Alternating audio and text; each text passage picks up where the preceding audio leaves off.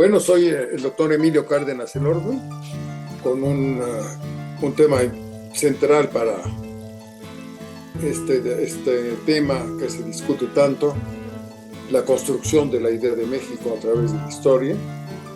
Y en esta ocasión, pues vamos a tratar un tema central, el más polémico probablemente, que es la figura de Cortés, y algunos datos en torno a el gran conquistador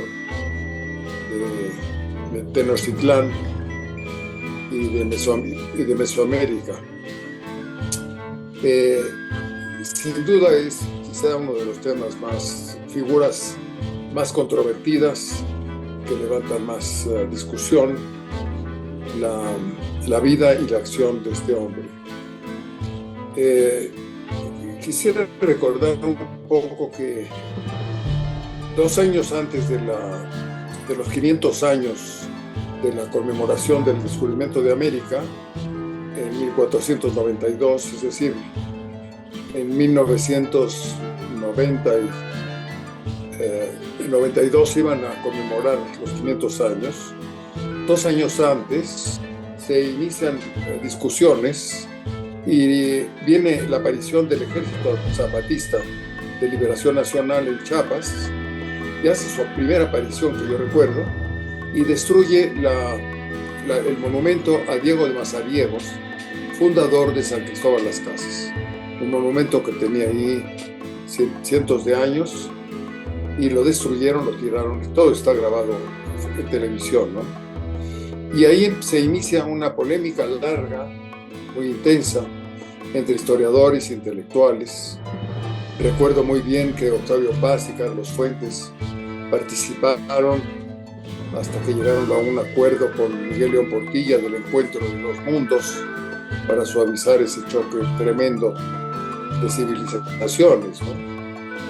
Y entre amigos historiadores y escritores me daba cuenta que, curiosamente, desconocían, y creo que el gran público, los monumentos que existen a Cortés, porque el argumento de la gente como Octavio y Carlos Fuentes era que era necesario levantar un monumento a Cortés, claramente para que se conociera una parte, la mitad del origen de nuestra nacionalidad, ¿no? En América Latina, los conquistadores tienen sus monumentos y están muy bien conservados, ¿no?, en los diferentes países que fueron conquistados. Pero en México se tiró de Diego de Mazariegos, y lo que para mí fue curioso es que amigos, historiadores, intelectuales, no tenían una idea clara de la figura de Cortés y su representación en la historia de México. Y desconocían, por ejemplo, que existen monumentos a Cortés. Y les sorprendía cuando yo les decía, pues, yo tengo fotografías. Como yo hago cine documental un poco de hobby, pues he tenido que ir a grabar muchos monumentos a lo largo del país. Y les decía que existen monumentos a Cortés.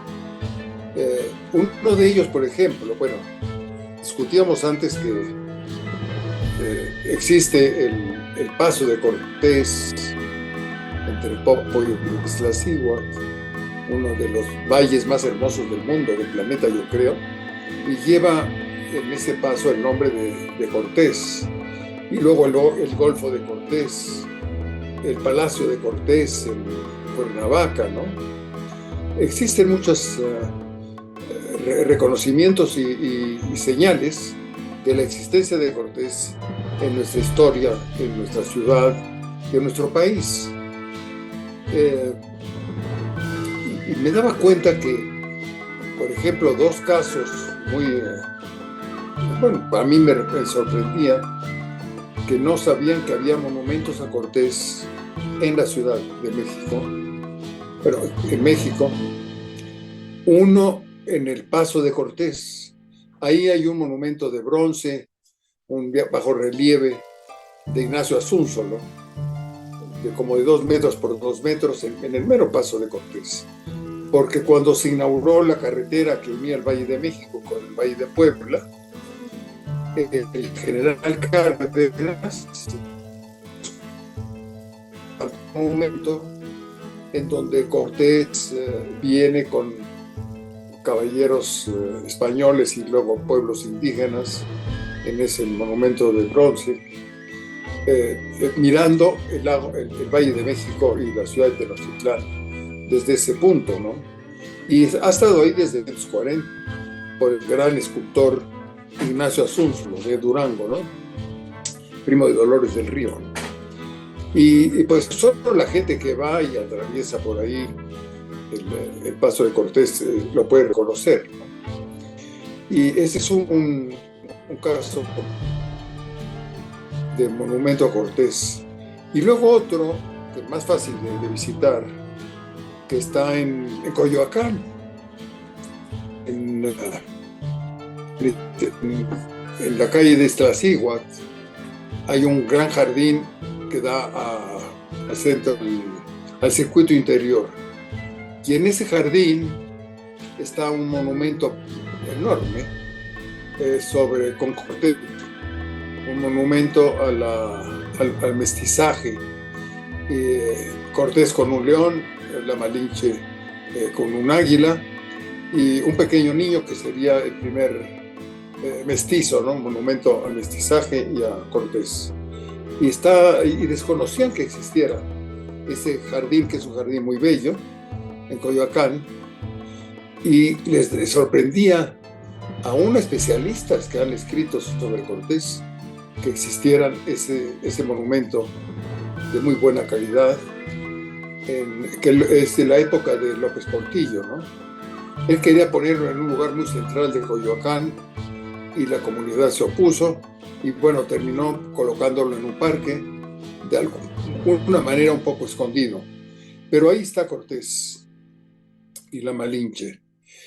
Son dos claros ejemplos escultóricos de Cortés en el Valle de México. Y luego existen en donde está el Hospital de Jesús, en 20 de noviembre, ¿no? En Pino Suárez, la fecha, bueno, ahora no solo la fecha del encuentro de Moctezuma con Cortés, sino la reproducción de un biombo en mosaico, que es un biombo muy bello del siglo XVII, pero está reproducido, que es el encuentro de Cortés con Moctezuma. Existe también el busto de Cortés hecho por Tolsá en el Museo Nacional de Historia de Chapultepec, y ahí en ese hospital, el más antiguo de América, que fundó Cortés entre 20 de noviembre y Pino Suárez, el Hospital de Jesús, en donde están los restos de Cortés en una iglesia. También hay una reproducción en bronce del busto de Cortés. Y lo que me parece curioso es el desconocimiento de esta representación simbólica de Cortés en la historia de México. Recuerdo a mi abuela discutiendo con una amiga catalana, bueno, cuando yo era chiquito, ¿no? Que la amiga le decía que por qué no se levantaba un monumento a Cortés en la Ciudad de México, que había creado a esta nación, ¿no? Y mi abuela de Chihuahua, era hija de francés, ¿no? Le decía, no, pero sí, Palmira, hay un monumento a Cortés ahí en Reforma. Si tú ves el monumento a Cuauhtémoc, vas a ver una escultura en donde está Cortés y quemándole los pies a Cuauhtémoc, en donde dos príncipes tlatoanis, ¿no? Mexicas, están siendo en el suplicio para que diga dónde está el tesoro, ¿no? Y la frase famosa que le dice Cuauhtémoc al otro príncipe, ¿tú crees que yo estoy en un lecho de rosas, no? Eso yo lo oí desde pequeño, ¿no? Que hay en Reforma la figura de Cortés en bronce, claro, de una forma muy negativa, ajusticiando a Cuauhtémoc, a quien, por cierto, termina ahorcándolo y asesinándolo en su viaje a las Cibueras. Es cosas que, bueno, mucha gente que pasa todos los días por Reforma no se fija en el monumento de la época de Porfirio Díaz, en honor de Cuauhtémoc, pero con la representación de Cortés. Y de los otros dos, pues ni la gente, hay gente de Coyoacán, que yo conozco, gente muy capaz, que no han entrado a ese parque a ver ese monumento a Cortés y a la Malinche, como el origen del mestizaje, ¿no? Y bueno, y hay libros muchos, muy recientes también, donde se considera que Cortés es el padre de la patria, ¿no? Bueno, quizá ignorando que antes de que llegara Cortés ya había españoles que habían tenido hijos con mujeres mayas, ¿no? Gonzalo Guerrero y el traductor, él era un cura, que era el traductor de la Malinche, ¿no? Creo que recordar estos aspectos simbólicos de personajes centrales de la historia de México y las discusiones muy acaloradas que se siguen dando entre especialistas y no especialistas, nos permite ir adentrándonos en temas centrales de la idea de México. Y yo creo que uno de los temas central o figura central de la construcción de la idea de México, sin duda es Hernán Cortés, un personaje muy especial por su formación, su cultura en España, su permanencia en el Caribe, en fin, una biografía. Yo recuerdo en Europa, en los monumentos a los condottieris que habían ganado una batalla en pequeñas ciudades italianas del Renacimiento, me daba risa que pensaran que no sabían que había habido un gran capitán como Cortés, que había conquistado pues todo un territorio cientos de veces mayor que los condottieris italianos tenían en grandes ciudades de Italia, ¿no? Entonces esto es solamente un comentario en torno a un aspecto central de la idea de México y una de las figuras que sigue siendo enormemente polémica, para luego ir conociendo la construcción, porque está en construcción hacia el futuro todavía la idea de México. Y pues algunos especialistas lo consideran el padre de la patria. Recuerdo que en una reunión con Alonso Lujambio para los 90 años de la SEP, algún funcionario, responsable de educación en la Ciudad de México, decía que en aquel entonces había más de 5 millones de analfabetas que no hablaban español. Y evidentemente quizá ellos son ahora 7 millones que pues no pueden considerar a Cortés como padre de su patria, ¿no? Porque no hablan el castellano, ¿no? Estos son temas que yo creo que a lo largo del tiempo seguiremos tocando y discutiendo en las reuniones del Instituto de la Mexicanidad, y esta es una pequeña reflexión de orden simbólico y artístico de alguna manera, pero de una gran trascendencia histórica y biológica, por tratarse de símbolos que son destruidos o son negados o son discutidos, como el caso de Hernán Cortés, conquistador del Imperio Mexica.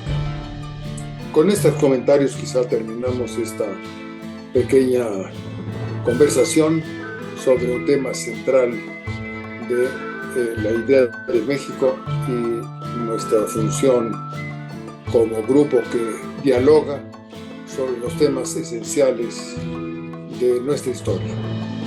Agradezco su atención y nos veremos próximamente con algún otro tema.